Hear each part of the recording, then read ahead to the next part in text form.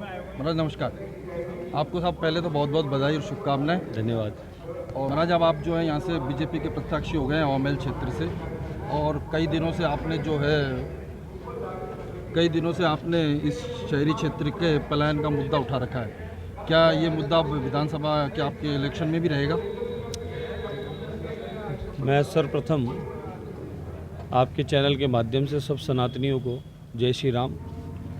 और सम्मानीय राष्ट्रीय संत के रूप में जो निरंतर 18 घंटे प्रतिदिन काम कर रहे हैं, पूरा विश्व जिन्हें मान्य और जानता है, ऐसे सम्मानीय प्रधानमंत्री नरेंद्र मोदी जी को बहुत बहुत साधुवाद है कि उन्होंने एक छोटे से कार्यकर्ता पर, क्योंकि मैं कार्यकर्ता पहले हूँ, सनातनी हूँ, अध्यात्म मेरा कर्म क्षेत्र है, लेकिन राष्ट्र धर्म मेरा प्रथम कर्म है होने के नाते मुझे एक काम करने का अवसर दिया है। और संपूर्ण परकोटे की तीनों सीट को हम लोग सनातनी सब मिलकर विजयी कराएंगे।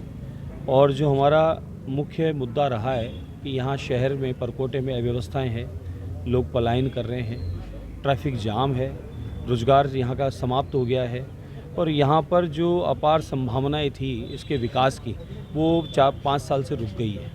तो उनको हमें वापस से करके परकोटे को पुनर्जीवित करना है। जो हमारा वैभव था, जो हमारा गौरव था, जो अपरा काशी था, जो अध्यात्म नगरी था, उस अध्यात्म नगरी का वैभव खो दिया है पिछले 5 साल में। तो हमें उस पर काम करना है और पलायन जो हो रहा है उसे हमें रोकना है। क्योंकि परकोटे में सारी सुख सुविधा है, पहले के मुकाबले परिवार छोटे भी हैं, फिर भी क्या ऐसी परिस्थिति बन रही है कि परकोटा खाली हो रहा है। तो इसलिए हम लोगों को उस सब पे काम करना है। लेकिन हमारा एक संकल्प है जो मोदी जी का संकल्प है, जो हमारे प्रदेश के अध्यक्ष महोदय सीपी जोशी साहब का संकल्प है, जो हमारे अध्यक्ष महोदय राष्ट्रीय हमारे जेपी नड्डा जी का संकल्प है, वो सारा भाजपा परिवार विचार परिवार सबका एक संकल्प है। सबका साथ, सबका विकास, सबका विश्वास, वह भी हमें साथ में रखना है। और उसका जीता जागता उदाहरण मैं आपको बता दूं, कश्मीर में अमन है, चैन है, शांति है, न पत्थर है, न बम है, और न कोई आतंकवाद है, और सारा सुख शांति हो गई है। और व्यापार बढ़ गया है, टूरिज़्म आने लगा है, फिल्म व्यवसाय का भी वहाँ खूब तेज़ गति से काम होने लगा है। और इसी प्रकार से आप देखें, राम मंदिर 492 साल का संघर्ष शांतिपूर्वक, और जिनके प्रति ये कहा जा रहा है कि वो लोग भी उसमें सहयोग कर रहे हैं, और राम मंदिर बनने जा रहा है। इसी प्रकार से हम लोग, मोदी जी ने अभी जो एक फ़ैसला लिया 3 तलाक वाला, ये मुस्लिम माताओं के लिए, बहनों के लिए कितना मुनाफे का काम है, जो बेचारी पीड़ित थी।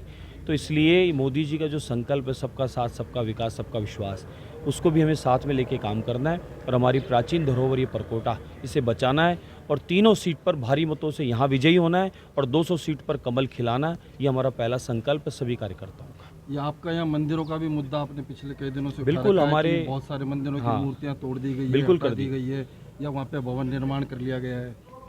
हमारे ऐसे बहुत सारे मंदिर हैं, प्राचीन मंदिर हैं, जिनके पीछे कोई ना कोई स्टोरी है, कोई ना कोई उसके पीछे राजा महाराजा जागीरदारों का उसके पीछे उल्लेख है।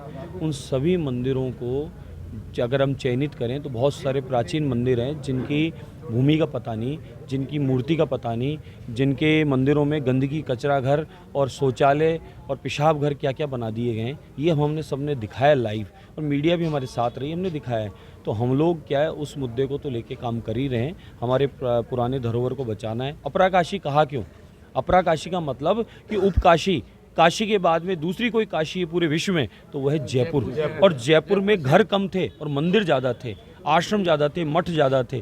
जयपुर के राजा महाराजा त्रिकाल संध्या करते थे। जयपुर के महाराजा तंत्र मंत्र यंत्र में बड़े ज्ञाता थे, और पूरी दुनिया के जितने भी ऋषि महामुनि उस जमाने के विद्वान पंडित थे, जयपुर में लाके उनको रखा गया था। जयपुर को पूरे तंत्र मंत्र यंत्र से पूजा करके बसाया गया था समृद्धि के लिए। तो ऐसे जयपुर का जब वैभव खो रहा है तो नेचुरल है कि हम सब पीड़ित हैं, दुखी हैं, और उसको बचाने के लिए हम सबको काम करना है। और आपके विधानसभा क्षेत्र में आपके और क्या समस्याएं आपके ध्यान में रहेगी? विधानसभा क्षेत्र में सारी समस्याएं हैं। लोग नल बिजली रोड पे अटका के रखते हैं। मैं कहता हूँ 70-75 साल में भी यही बातें रह गई। सनातन तो सदैवता रहेगा, और सनातन के लिए हम सब काम करते हैं, करते रहेंगे। लेकिन इन समस्याएं तो मौजूद है ही है। उसके अलावा शहर में, परकोटे में आदमी जाम से परेशान है, व्यापारी व्यापार से परेशान है, व्यापार नहीं कर सकता। जो परकोटे में सबसे ज़्यादा व्यापारी प्रतिष्ठान थे, व्यापार था, वो आजकल निल हो गया। तो हमें इन सभी बातों को लेना है और छोटी से छोटी समस्या से लेके बड़ी से बड़ी समस्या तक निरंतर हमें काम करना है। और मुझे पूर्ण विश्वास है जैसे हमारी सरकार बनेगी हम 4-6 महीने में सारी समस्याओं का निराकरण कर देंगे। बहुत बहुत धन्यवाद। जय श्री राम।